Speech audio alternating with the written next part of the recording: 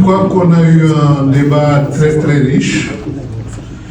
Je ne vais pas vous retenir pour une longue conclusion, mais juste mettre en exergue un certain nombre d'idées qui semblent importantes à retenir dans notre débat. Je crois que d'abord, il faut revenir à notre thème en tant que tel. Le pacte et les réformes urgentes dans le contexte actuel.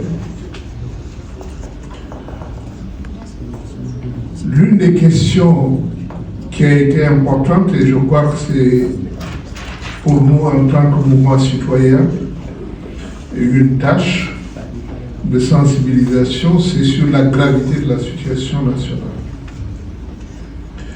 Je crois qu'on a un peu non seulement décrite comme telle, mais on a montré des facteurs qui indiquent que la situation nationale actuelle est très grave.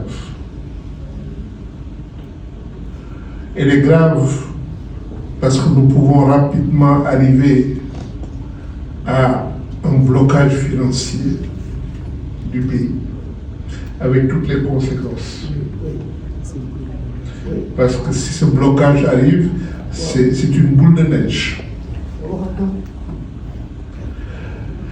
La deuxième chose, c'est que tout cela est mêlé à beaucoup d'autres tensions.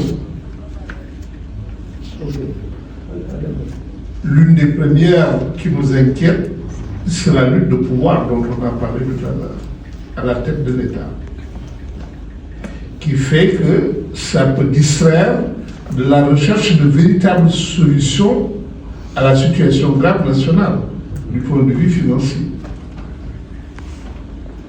Mais c'est aussi toutes les pratiques qui sont en train de créer des frustrations, des sentiments de révolte et des risques de fracture du tissu national, comme on en a parlé.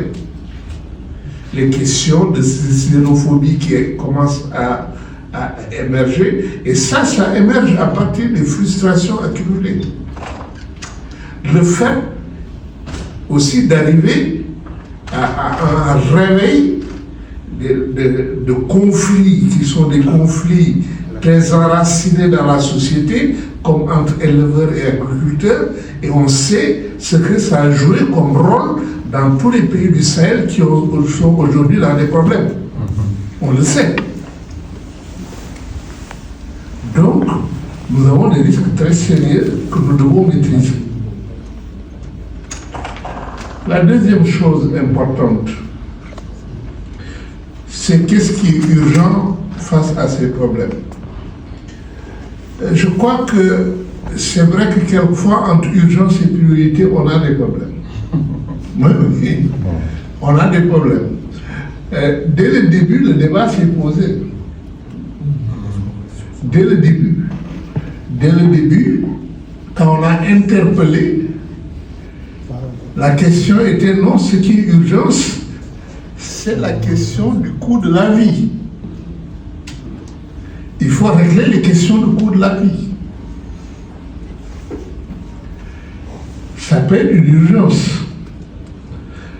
Mais quand tu parles de priorité du point de vue politique, tu parles d'importance et tu parles de succession. Qu'est-ce qui vient avant et qu'est-ce qui vient après, et tu parles aussi d'ordre d'importance. En matière politique, c'est comme ça que se réfléchit la priorité.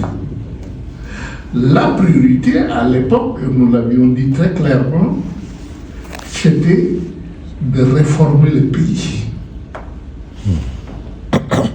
La priorité n'était pas de dire je vais régler des questions de riz et d'huile. Ce n'était pas la priorité du tout. Ça pouvait être une urgence, mais ce n'était pas la priorité. Et nous avons eu ce débat-là, nous l'avons eu. Et je crois qu'on y revient petit à petit. Le problème de fond, c'est que tant que tu n'as pas les réformes qui t'ouvrent le cap, qui te donnent le cap, et qui donnent le cap à tout le monde, à la population, à tout le monde, que voilà le cap, tant que tu n'as pas ça, tu n'as ni cohérence de ton action, ni pertinence de ton action. Je dis bien ni cohérence, ni pertinence. Pertinence parce que tu ne réponds pas aux besoins essentiels. Parce que tu n'as pas le cap, tu ne sais pas où tu vois, quels sont les besoins essentiels par rapport à ton cap. Donc tu n'as pas de pertinence. Tu n'as pas de cohérence parce que tu vas ajouter des actions à des actions qui ne te mènent pas quelque part. Et nous sommes en train de vivre dans cette situation-là aujourd'hui dans le pays.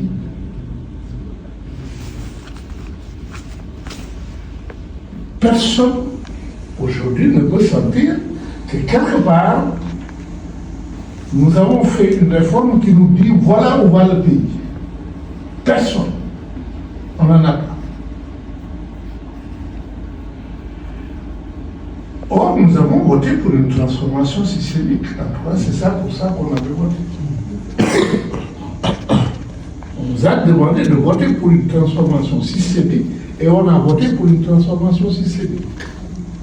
Chacun sait que la transformation systémique, ou bien vous agissez sur le système globalement pour lui donner une nouvelle orientation, ce qu'on appelle une refondation, ou bien vous avez une réforme à potentiel de transformation systémique. Parce que vous ne pouvez pas agir sur tout, mais vous avez une réforme à potentiel de transformation systémique et vous mettez la priorité sur ça. Mais on n'a rien. On n'a rien. Alors, nous aboutissons à cette question, qu'est-ce que nous devons faire maintenant? Madame a raison. En même temps, il ne faut pas porter un poids qu'on n'est pas censé porter. Sursaut ne porte pas le poids de la transformation du pays. Nous ne portons pas ce poids-là. Pas du tout. Qu'est-ce que nous représentons? Comme le disait notre ami, les personnes de troisième âge qui se réunissent pour réfléchir ensemble sur ce qui est bon dans le pays, c'est pas à nous.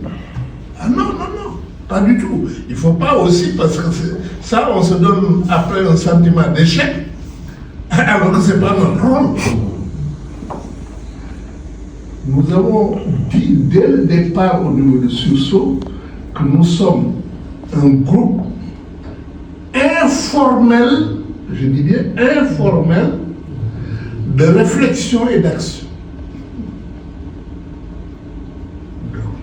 D'abord, nous ne sommes pas structurés dans le pays, pas du tout. Pas du tout. Nous n'avons de structure nulle part sur le territoire national. Ça ne veut pas dire que nous sommes un groupe de copains, hein. Nous ne sommes pas des copains, parce que beaucoup de gens, je ne les connais pas, nous ne sommes pas un groupe de copains. Ce qui nous réunit ici, c'est l'intérêt et l'engagement que nous avons pour la transformation du pays. Dans un sens qui est un sens très précis, c'est-à-dire le pacte national avec le contrat social qui nous permet de dire comment, en tant que citoyens, quels sont nos droits, quels sont nos devoirs, quelles sont nos libertés, quelles sont nos obligations, en tant que citoyens de ce pays-là. Deuxièmement, quel est le mode de dévolution du pouvoir dans notre pays. Troisièmement, ce qui nous gouverne, comment on équilibre les pouvoirs. Voilà les choses sur lesquelles nous nous mettons d'accord. Et nous n'avons pas voulu voir plus que cela. Évidemment, un marxiste peut nous dire que vous rêvez. Mais nous ne rêvons pas. Nous travaillons juste dans les limites de nos possibilités. Et nous connaissons ces possibilités. C'est pourquoi nous ne pouvons pas forcer Diomaye à nous recevoir. Nous le savons que nous ne pouvons pas forcer Diomaye à nous recevoir. A fortiori, le forcer à poser une nouvelle constitution pour le pays. Même pas nous recevoir, nous ne pouvons pas le forcer. Par contre, eux, malgré toutes les apparences, ne nous sous-estiment pas. Parce qu'ils savent que quelque part, en tant qu'intellectuels, je dis bien en tant qu'intellectuels, nous pouvons avoir de l'influence sur l'opinion. Et nous avons de l'influence parce que nous avons de la résonance. Aujourd'hui, nous avons refusé que les journalistes de parler aux journalistes. Si nous décidions tout ce que nous avons dit de le dire aux journalistes et qu'ils le reflètent demain dans tous les médias, vous verrez aujourd'hui quel est l'impact. Et cet impact, il ne faut pas du tout le sous-estimer. C'est cela qui fabrique progressivement l'opinion.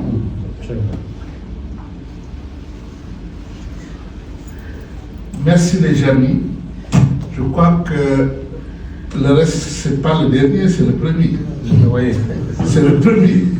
Donc nous aurons le second samedi prochain et nous allons poursuivre nos discussions.